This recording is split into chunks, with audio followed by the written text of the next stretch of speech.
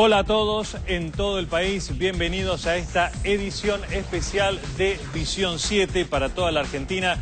Estamos transmitiendo con este programa especial porque La Haya decide sobre el conflicto entre la Argentina y Uruguay por la planta de Botnia y la presunta violación del Estatuto del Uruguay. En pocas horas nada más, después de 4 años, se conocerá la sentencia definitiva de la Corte Internacional de Justicia. Estamos con el prestigioso equipo de Visión 7 Internacional, multipremiado. Ya lo saludo a Raúl de la Torre. Raúl, ¿cómo estás? Buen día. ¿Qué tal, Juan? Un gusto estar acá con vos en este programa especial y la expectativa que hay con respecto a una resolución que no es el final del problema, seguramente es el final de una etapa, la etapa de presentación de las argumentaciones jurídicas.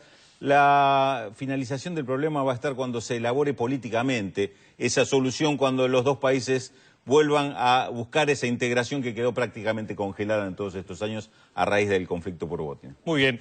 Inde Pomeraniec, ¿cómo estás? ¿Cómo ¿Bien? estás, Juan? Sí, ¿Tu placer. primera impresión? Mi primera impresión, no, estaba mirando los diarios uruguayos y Sí. estaba viendo lo que había dicho ayer el presidente uruguayo, Pepe Mujica, cuando decía, no hay milagros. A esta altura no hay milagros. Se habla de confianza, se dice no hay milagros, se sabe que está todo por decidirse ahí en La Haya, en donde además tenemos a nuestro compañero Pablo Viña, con quien vamos a estar conversando durante toda la mañana, ¿no? Enseguida nada más. Y la primera impresión y el saludo para Pedro Brigger también. Pedro, ¿Qué tal? Buen día, Juan. Buen día a todos. Se habla mucho de un fallo salomónico que podría conformar a ambas partes. Vamos a ver si esto sucede. Vamos a hablar durante el transcurso del programa también de antecedentes, otros hechos internacionales, conflictos que fueron llevados a la Corte Internacional de Justicia de La Haya, a ver cómo se resolvieron y si efectivamente se acataron las resoluciones, porque todos dicen el fallo es inapelable. Sí. Recordemos que en su momento el gobierno sandinista de Nicaragua le ganó a Estados Unidos en la Corte Internacional de Justicia. Estados Unidos nunca reconoció el fallo. Pero a Estados Unidos no apeló.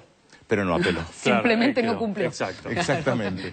Muy bien, esta es la primera presentación de nuestro programa especial. Les adelanto también que además del equipo de Visión 7 Internacional vamos a estar con especialistas en nuestros estudios y tenemos una participación muy especial con nuestro compañero Pablo Viña, que está en el lugar, único móvil argentino, único canal argentino en La Haya en este momento. Ya saludamos a Pablo Viña en La Haya, Países Bajos. Pablo, buen día, ¿cómo estás? Buenas tardes para vos. Hola, ¿qué tal, Juan? Buen día, saludos allí a todos nuestros compañeros en el estudio 6. Efectivamente, aquí pasadas las 3:20 de la tarde, en la ciudad de La Haya, estamos a metros del Palacio de la Paz. Exactamente en poco menos de 20 minutos comenzará la lectura del veredicto aquí en el interior de este palacio, ubicado a pocas cuadras del centro de esta ciudad, aquí en Holanda. Obviamente, en primer lugar, ingresarán las delegaciones de la Argentina y de la República Oriental del Uruguay y posteriormente, solo minutos después, claro está, Juan, ingresarán los integrantes de la Corte Internacional. El vicepresidente de la Corte estará a cargo de la lectura de este veredicto. Se extenderá por aproximadamente unas 3 horas. Lógicamente, hay mucha expectativa por los detalles de este fallo que finalmente llega a su fin. Hay que destacar que los fallos de la Corte Internacional de La Haya no pueden ser apelables. Bueno, en lo concreto, un juicio que inicia la República Argentina allí en marzo del año 2006. Casi 4 años después llega el final de esta historia y se sabrán los detalles justamente de este fallo, se sabrá el veredicto en, ahora menos de 15 minutos. Bueno, la sala de audiencias donde será leído el fallo está ubicado en la planta baja de este palacio, el Palacio de la Paz. Aquí funciona, aquí trabajan los integrantes de la Corte Internacional de La Haya. La comisión que representa a la República Argentina está encabezada por la embajadora Susana Ruiz Cerruti, la consejera legal de la Cancillería. También se encuentra representando al Gobierno Nacional Homero Bibiloni, el secretario de Medio Ambiente y demás funcionarios que desde hace un poquito menos de 4 años justamente están haciendo diferentes presentaciones. Recalquemos y recordemos que aquí en el interior de este palacio se han llevado a cabo diferentes presentaciones, tanto oral y también se han llevado a cabo presentaciones por parte de la República Argentina en forma escrita. Concretamente, qué es lo que pidió y qué es lo que indicó en un primer momento a la Argentina que la República Oriental del Uruguay estaba violando el Tratado del Río, firmado allí por 1975, y a partir de allí, obviamente, desencadena en esta situación, en primer lugar, la instalación, recordemos, de la pastera ENCE, que luego fue relocalizada, y claro está, la cuestión central pasa por la instalación y el funcionamiento de la pastera Botnia allí en la ciudad de Fraiventos. Los escucho.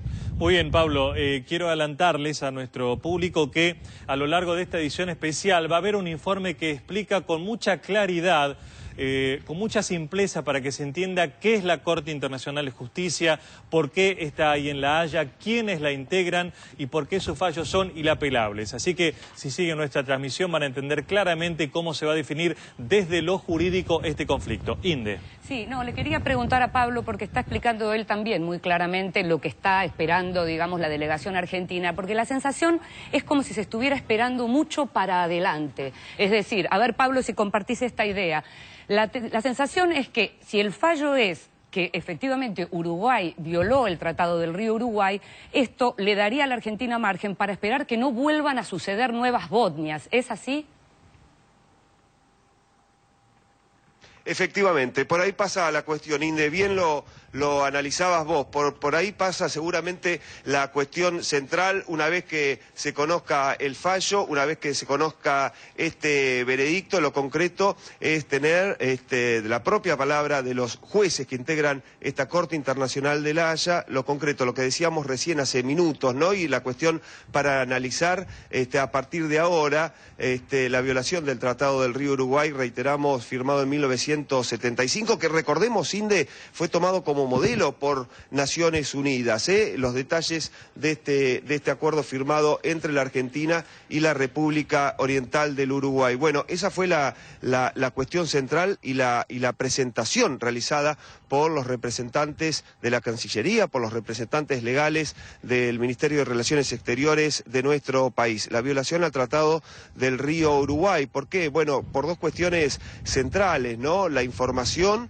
por un lado, y también el hecho de haber comunicado en su momento que el país vecino tenía la intención concreta y seria de instalar una pastera en su país, muy cerca de la Argentina, en la ciudad de Fraiventos. Bueno, nada de esto sucedió, y las dos pasteras, por cierto, comenzaron a ser construidas. Reiteramos, ENCE fue relocalizada, pero la que está funcionando es la pastera Botnia. Bueno, estas dos palabras son centrales en este acuerdo del Tratado del Río Uruguay, ¿no? La información, por un lado, y la comunicación, por el otro, una vez que llega la decisión por parte del gobierno Uruguay, allí por el año 2003, de instalar en primer lugar la pastera ENCE, recordemos, y en el año 2005 la decisión de instalar la pastera Botnia. Bueno, casualmente en el interior de este automóvil está llegando en estos precisos momentos la delegación argentina encabezada por Susana Ruiz Cerruti. En estos momentos está ingresando al Palacio de la Paz. Allí está, en ese automóvil gris oscuro, exactamente las 3:10 de la tarde. El ingreso allí lo van a observar ahora.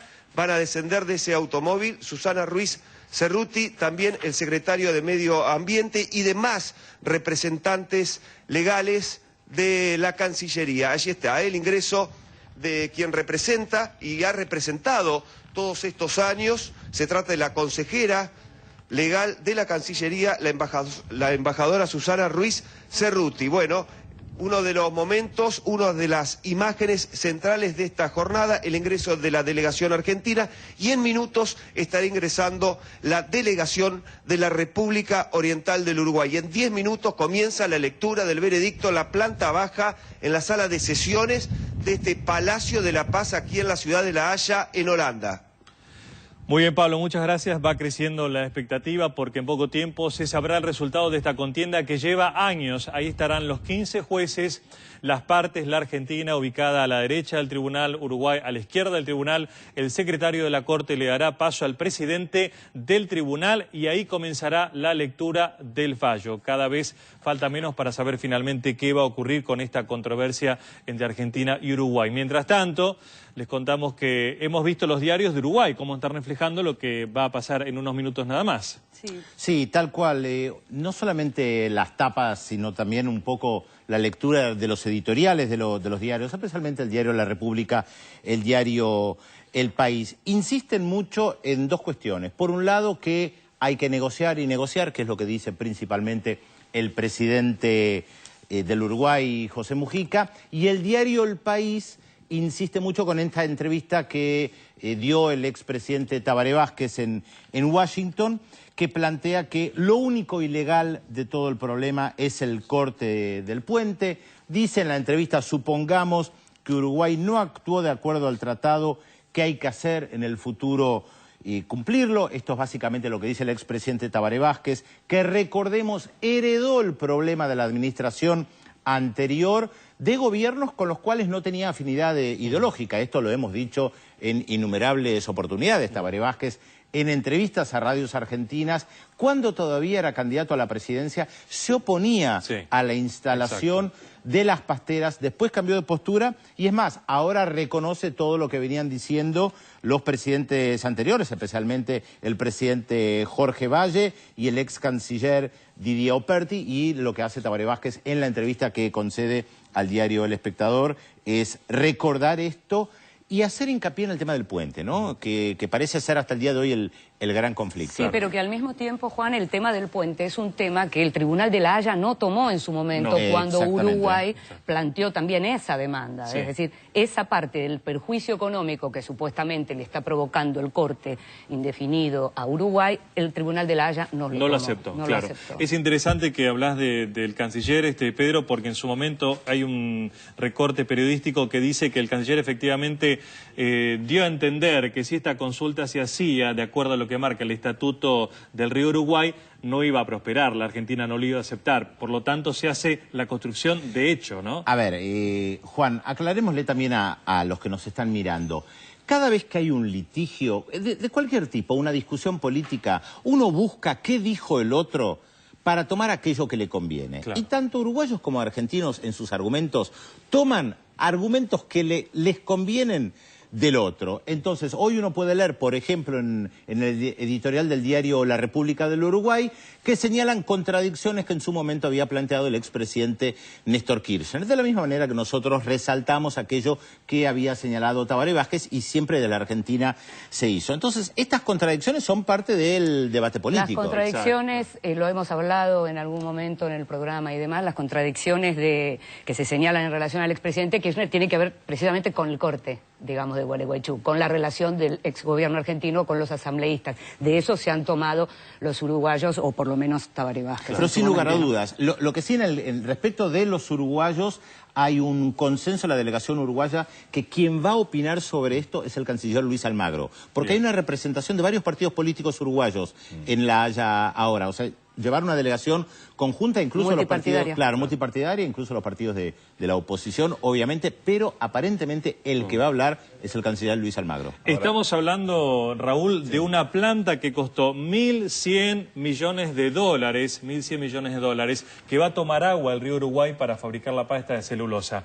¿Existe alguna posibilidad de que en el fallo, Raúl, digan desarmen la planta que costó tanto dinero? Bueno, esta era un poco la expectativa máxima que tenía la gente, por ejemplo, de la Asamblea de Gualeguaychú. No parece ni por los antecedentes de la Corte, ni por las posibilidades jurídicas que se están viendo hasta el momento, que pueda aparecer una resolución así del fallo de la Corte. Por otra parte, el tema de si contamina o no contamina todavía es una controversia donde algunos análisis inclusive están a favor de Botnia, de decir que no se contamina. De todas formas, el tema del corte de la ruta y del acceso de Argentina a Uruguay, Gualeguaychú, me parece que es uno de los aspectos justamente que hablan de que esto va a necesitar una resolución política posterior al fallo de la Corte. Y quizás sea uno de los aspectos fundamentales o más relevantes justamente de este conflicto. Que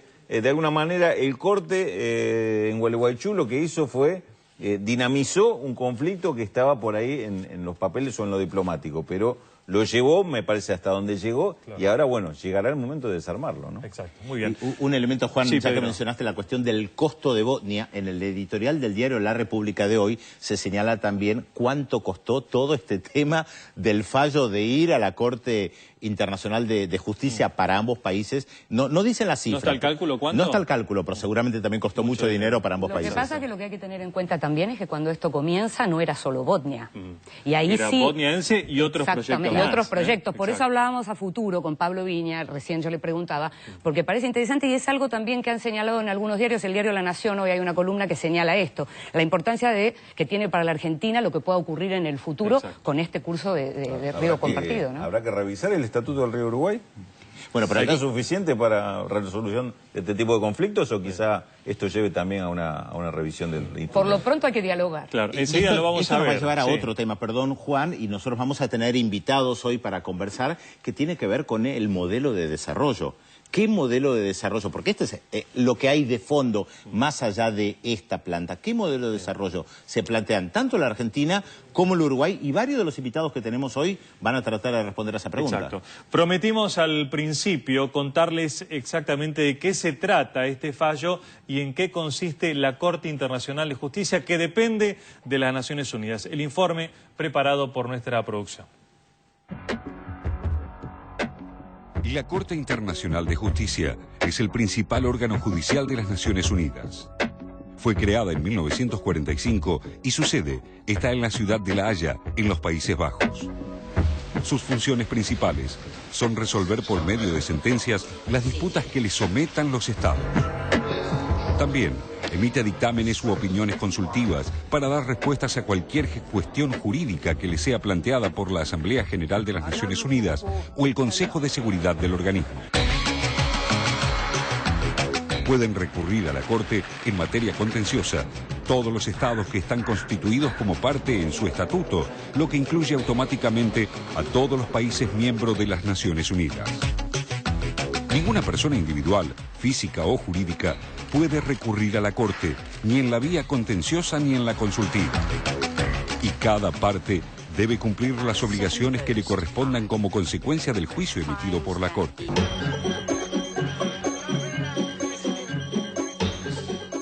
Pero en la práctica, los poderes del alto tribunal se han visto, en algunos casos, limitados. Es por la resistencia de las partes condenadas a respetar las sentencias, lo que a veces se extiende al Consejo de Seguridad, especialmente si el fallo va en contra de los intereses de uno de los 5 países miembros de esta instancia de Naciones Unidas, ya que estos tienen poder de veto sobre cualquier decisión. Cualquier juicio de la Corte es vinculante, final y sin la posibilidad de apelación, y como consecuencia de la firma de la Carta de Naciones Unidas, cada Estado miembro se compromete automáticamente a obedecer cualquier sentencia que emane del tribunal. Su reglamento plantea incluso otra instancia de acción. En el artículo 94 se ofrece la posibilidad de que los Estados recurran al Consejo de Seguridad frente a un incumplimiento de una resolución de la Corte. El Consejo tiene la potestad de hacer recomendaciones o dictar medidas con el fin de que se cumpla lo fallado. Por ejemplo, Estados Unidos había aceptado previamente la jurisdicción obligatoria de la Corte desde su creación en 1946, pero retiró su aceptación tras el juicio de 1984, que obligó a ese país a cesar y abstenerse del uso ilegal de la fuerza contra el gobierno de Nicaragua, además de ordenarle pagar compensaciones, aunque tampoco cumplió nunca con esta obligación. La Corte está integrada por 15 magistrados elegidos por la Asamblea General y el Consejo de Seguridad en votaciones independientes. Se los elige por sus méritos y no por su nacionalidad. No puede haber 2 magistrados que sean ciudadanos de un mismo estado. Sus mandatos son de 9 años y pueden ser reelegidos. 1/3 de la Corte es elegido cada 3 años. Cada uno de los 5 miembros permanentes del Consejo de Seguridad, es decir, Francia, el Reino Unido, la República Popular China, Rusia y los Estados Unidos, tienen siempre un juez en la Corte. Entre algunos fallos recordados, el año pasado, la Corte emitió un dictamen que condenó al Estado de México por el asesinato sistemático de mujeres en Ciudad Juárez, lo que también se conoce como feminicidio. Y en 2007 responsabilizó a Serbia por no haber hecho nada para evitar la matanza de musulmanes en el enclave de Srebrenica. Sobre el muro que Israel construye en Cisjordania, la Corte Internacional responsabilizó por completo al Estado judío y lo consideró ilegal.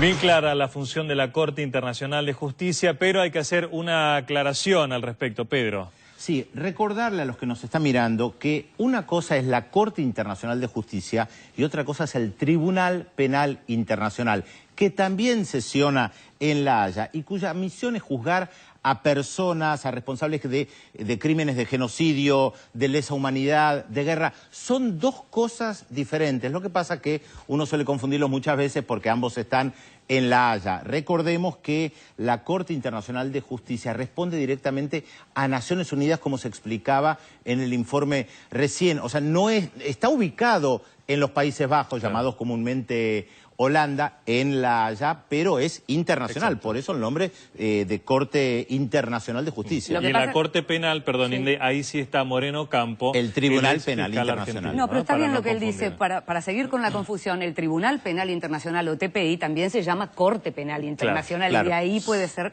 Y otro tipo de tribunales que también funcionan en La Haya son tribunales especiales para determinadas cuestiones, como por ejemplo funcionó y funciona aún el Tribunal Internacional con la cuestión de Yugoslavia y la de Ruanda, exacto, que también están en La Haya. Claro, que algunos de los responsables de masacres cometidas, exacto, en la Yugoslavia terminaron presos en La Haya. Así exactamente, es. Formados después de la Segunda Guerra Mundial. Y hasta ahí quedamos con la historia. Valió la aclaración, Pedro. Gracias. Y ahora vamos a recordar lo que dijo hace muy pocas horas el canciller argentino Jorge Tayana. Está en Venezuela participando junto a la presidenta y otros ministros, miembros del gabinete, de los festejos por el bicentenario venezolano, y ahí habló el canciller argentino. Hemos recurrido a La Haya porque La Haya es lo que prescribía el tratado con Uruguay sobre el río Uruguay si no había un acuerdo. Nosotros creemos que se ha violado por parte del Uruguay el Estatuto del Uruguay, que establece el mecanismo de información y consulta para las obras que hay que hacer en el río, y esperamos confiados el resultado, en el sentido que creemos que va a ser reconocido esto, y eso no sería poco, porque no es solo un saludo a la bandera, un reconocimiento sobre el pasado, sino es también el reconocimiento, el valorar el estatuto y el tratado sobre el río Uruguay. Nosotros creemos que es una forma madura y sensata de tratar los temas o las diferencias que pueden ocurrir sobre las construcciones en el río Uruguay. O sea, no estamos hablando del pasado, estamos hablando del presente y del futuro. Y nosotros confiamos en que La Haya reconocerá este punto. Hay que esperar el fallo como un país civilizado y, por supuesto, trabajar con los uruguayos después en construir para adelante. Bien, y ahora ya mismo nos conectamos con nuestro móvil en La Haya, en los Países Bajos, porque está entrando los integrantes de la Corte Internacional de Justicia. Vamos a ver esa imagen en instantes nada más, porque empieza esta audiencia.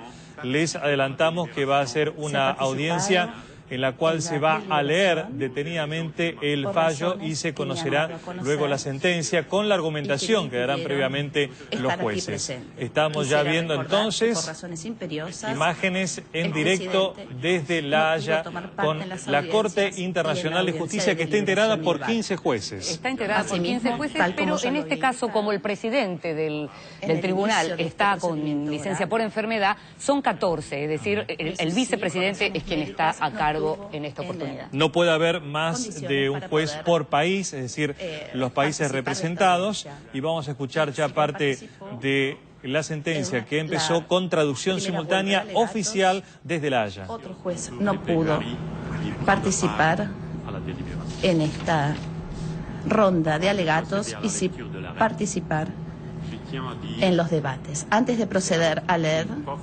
quisiera decirles que con profunda tristeza, el 30 de noviembre la Corte conoció el fallecimiento de Héctor Grosespiel, que cumplía sus funciones de agente en la República Oriental del Uruguay hasta que se inició la fase oral para juzgar el fondo de la cuestión. Quisiera también rendir homenaje a la memoria del señor Héctor Grospiel. Este profesor contribuyó para formar generaciones de hombres y mujeres de derecho, enseñando el derecho constitucional y el derecho internacional en las universidades de este país. Su reputación sobrepasó las fronteras de su país, en particular por sus escritos. Era miembro del Instituto Internacional. Era miembro de las universidades respetado por sus pares. También fue un gran servidor de las Naciones Unidas en distintas calidades. Formó parte de 1961 a 1962 de la Organización de Naciones Unidas, también Comisión de los Derechos Humanos en 1969 a 1971, luego representante especial de la Secretaría General en el tema del Sahara Occidental de octubre 1988 a enero 1990. Sus talentos se ejercieron también en el plano regional, en la Corte Interamericana de Derechos Humanos, de la que fue miembro desde 1985 a 1991, incluso presidente de 1989 y 1990. Y abandonó sus funciones judiciales cuando su país lo convocó a tener el rol de ministro de Relaciones Exteriores, una responsabilidad que ejerció hasta 1900. Muy bien, como decía nuestra compañera Inde, se trata del vicepresidente de la Corte Internacional de Justicia porque el presidente está con licencia por problemas de salud. Recién empieza esta reunión, esta convocatoria de la Corte Internacional. Es la situación preliminar. Los antecedentes están haciendo además referencia a un magistrado que integraba la Corte. Vamos a hacer justamente un pequeño corte en esta transmisión y enseguida volvemos con toda la información aquí en la televisión pública.